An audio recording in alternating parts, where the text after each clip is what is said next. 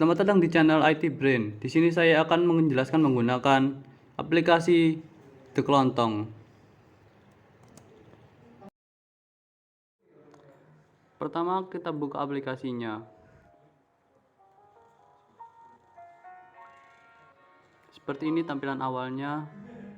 Lalu kita koneksikan database. Kita cari databasenya.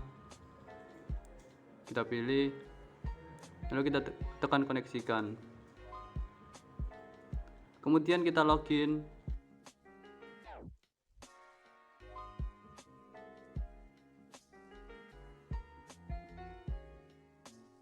Lalu fitur-fitur telah terbuka. Di fitur database ada sekian dan utilitas. Di sini kita dapat mengubah toko kita, identitas toko kita seperti ini. Kita bisa mengganti namanya, alamat, nomor telepon, kota,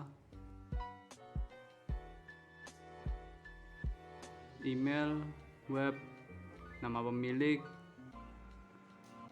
dan juga nama pengurus keuangan. Struknya kita juga dapat mengganti ukurannya. Kita juga dapat melihat reviewnya.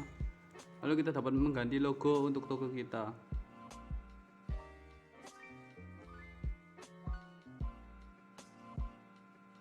Jika selesai, kita tekan simpan.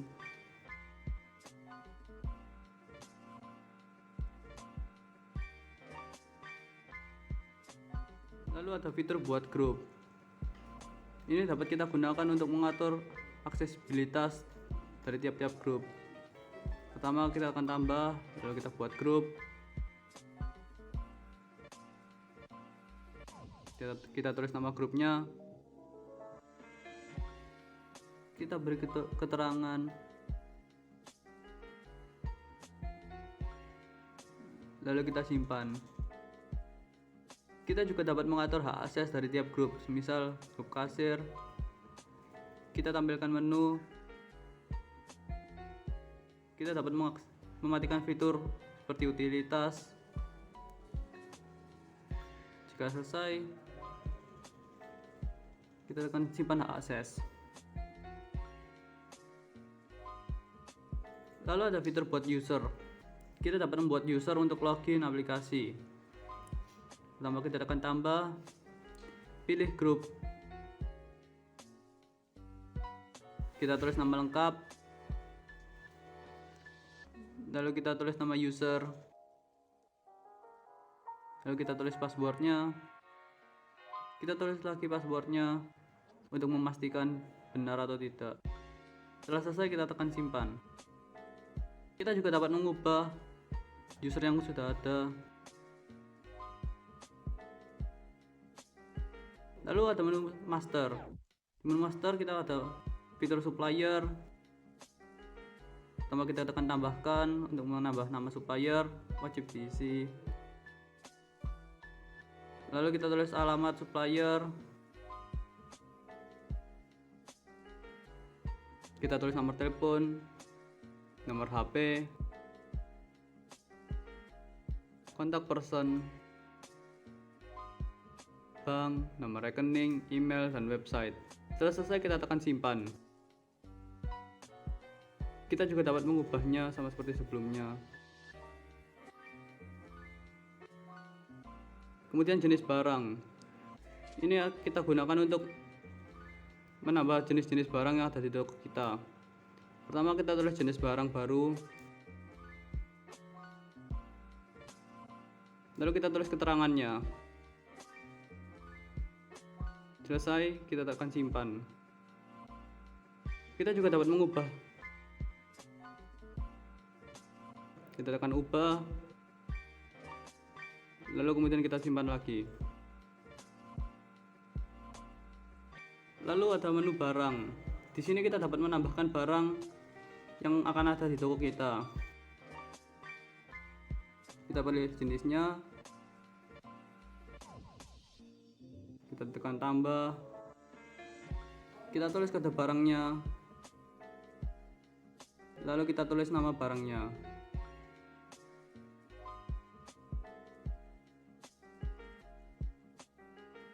Lalu kita tekan stok minimal, kemudian simpan. Kita juga dapat mengimporkan barang dari file. Pertama kita cari file, kita pilih filenya berbentuk Excel, lalu kita pilih sheetnya, kita pilih akan kita masukkan pada mana, misal lain-lain, lalu kita impor.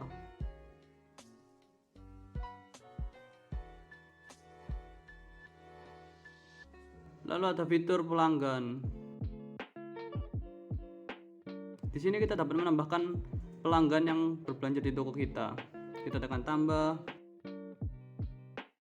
Kita tulis kode pelanggannya. Kita tulis nama pelanggan. Kita tulis alamat, kota, HP, dan PIN BB. Kemudian kita simpan. Kita juga dapat merubahnya. Jika selesai kita tekan simpan kembali.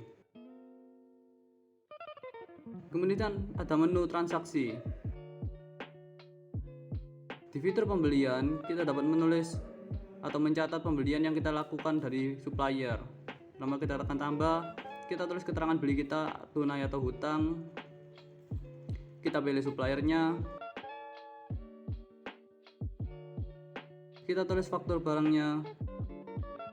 Kita pilih barangnya menggunakan kode. Lalu kita tulis jumlah yang akan kita beli dari supplier. Kita tulis harga satuannya. Lalu kita juga harus menulis harga jualnya. Kemudian kita simpan. Seperti ini. Jika selesai kita tekan selesai. Lalu keluar. Berikutnya ada fitur penjualan. Di sini kita dapat mencatat barang yang kita jual pada pelanggan. Pertama kita tekan baru. Kita cari pelanggannya. Kita tulis nomor kode barangnya. Lalu kita tulis jumlah yang dibeli oleh pelanggan. Kita dapat melihat tanggal jualnya, stok, dan operator. Lalu kita pilih pembayarannya, tunai ataukah hutang. Kita juga dapat melihat saldo piutangnya. Jika selesai kita tekan simpan. Kita juga dapat mengentri barang menggunakan barcode scanner. Jika pembayaran telah selesai, kita tekan selesai. Kemudian kita pastikan. Lalu kita tulis nominal yang dibayarkan oleh pelanggan. Lalu kita tekan bayar.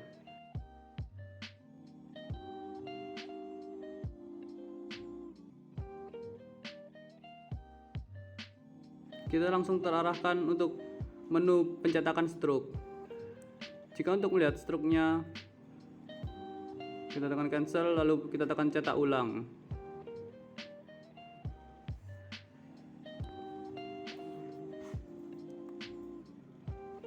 Untuk surat jalan kita juga dapat mencetaknya. Jika selesai kita akan keluar, lalu juga keluar lagi. Fitur berikutnya retur pembelian. Kita dapat menulis atau mencatat retur pembelian kita. Kita pilih barangnya. Kita tulis jumlah retur.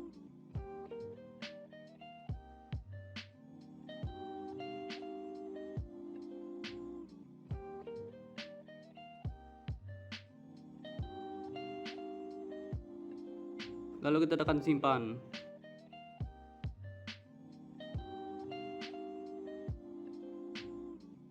Kemudian ada retur penjualan. Di sini kita dapat mencatat retur dari penjualan. Kita pilih barangnya seperti sebelumnya, lalu kita tulis juga jumlah returnya.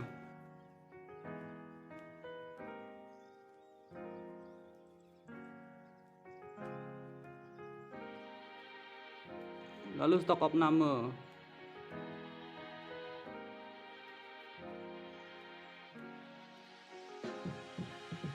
Di sini kita dapat mencatat barang yang masih ada. Pertama kita tekan baru, kita tulis kode barangnya. Kita pilih barangnya, lalu kita tulis stok yang opname, tanggal opname, dan juga keterangannya. Kita juga dapat menulis keterangan lebih lanjutnya. Jika selesai, kita akan simpan.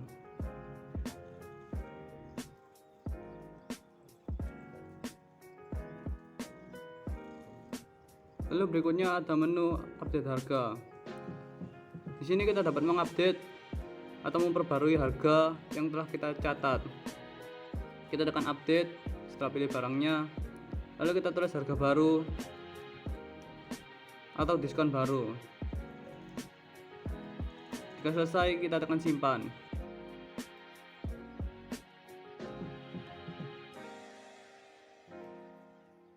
Lalu fitur lihat harga. Kita dapat melihat harga barang yang telah kita catat.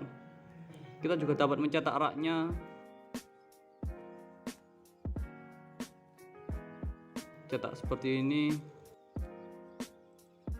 atau cetak semuanya.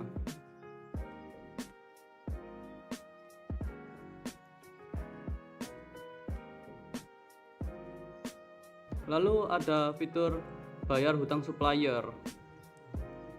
Di sini kita dapat mencatat pembayaran hutang kita kepada supplier.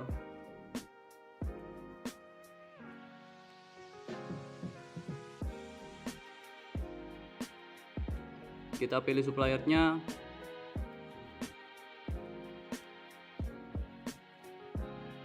Kemudian kita simpan. Jika ada hutang, maka hutangnya akan tersimpan terbayar.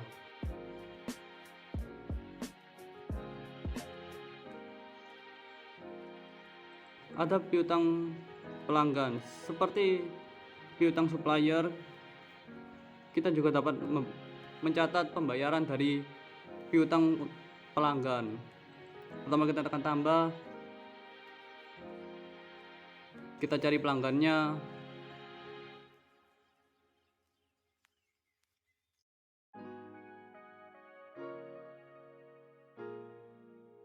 Kita dapat melihat piutangnya dan juga pembayarannya. Jika selesai, kita tekan simpan.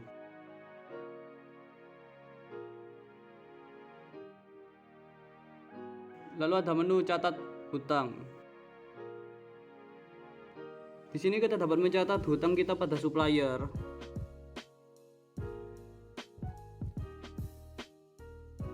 Pertama kita tekan tambah, lalu kita tekan supplier, kita pilih suppliernya, lalu kita tulis hutangnya, tanggalnya. Jika sudah, kita tekan simpan. Ada juga catat piutang dari pelanggan. Pertama kita tekan tambah, kita cari pelanggannya, lalu kita tulis piutangnya. Jika selesai, kita tekan simpan, sama seperti sebelumnya. Lalu ada menu laporan. Di laporan barang, kita dapat melihat barang-barang kita mulai dari per jenis atau per stok. Jika per jenis, kita dapat mengurutkannya mulai dari jenis-jenisnya ataupun dari per stoknya. Kita juga dapat mencetaknya.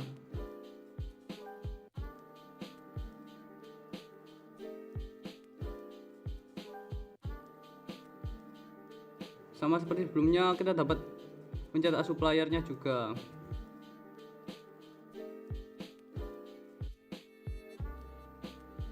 Kemudian menu pembelian, kita dapat mencetak pembelian kita atau melihat pembelian kita dari tunai, hutang, atau semuanya, dan juga dari tanggal sampai tanggal. Kita dapat mencetak per faktur atau cetak per barang.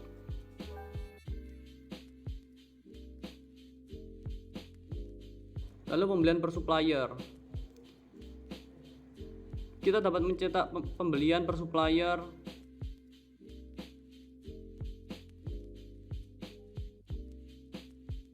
lalu fitur penjualan.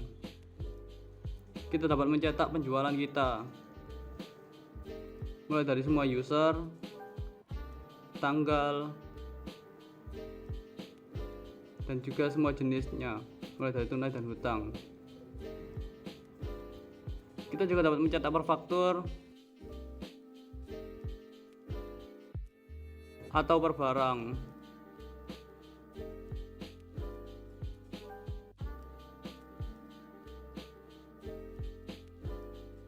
Lalu penjualan per pelanggan, kita dapat mencetak penjualan per pelanggan kita,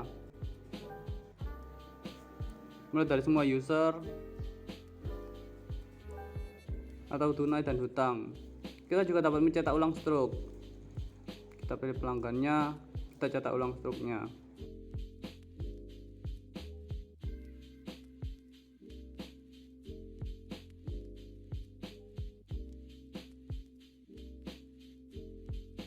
Kita dapat mencetak semuanya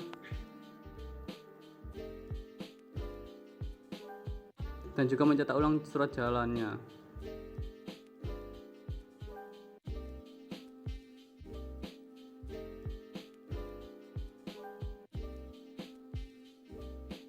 Kemudian penjualan barang terlaris. Di fitur ini kita dapat melihat penjualan barang kita yang laris dari tanggalnya, kemudian kita proses dan cetak. Di sini kita dapat lihat total jumlah yang kita jual. Kemudian pendapatan. Kita dapat melihat pendapatan kita dari semua user dan juga tanggal. Kemudian kita dapat mencetaknya juga.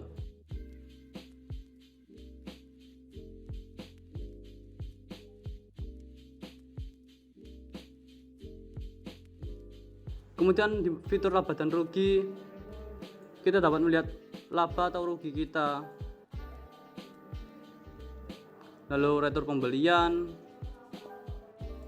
kita dapat melihat dari semua user dan juga mencetaknya.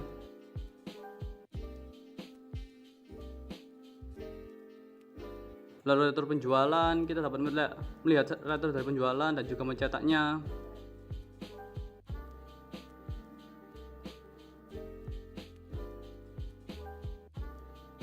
Lalu stok opname, kita juga dapat mencetaknya juga.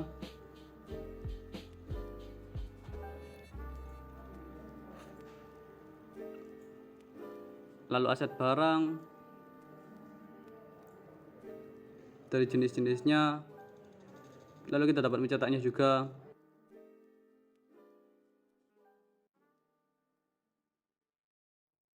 Laporan hutang ke supplier juga dapat kita catat dan juga kita print.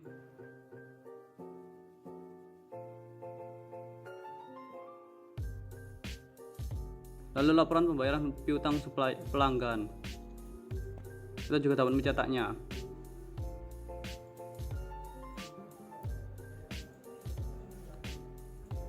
Kita juga dapat membuatnya dari layout di depan. Jika selesai, kita akan logout. Sekian. Terima kasih karena telah menonton video ini. Semoga bermanfaat.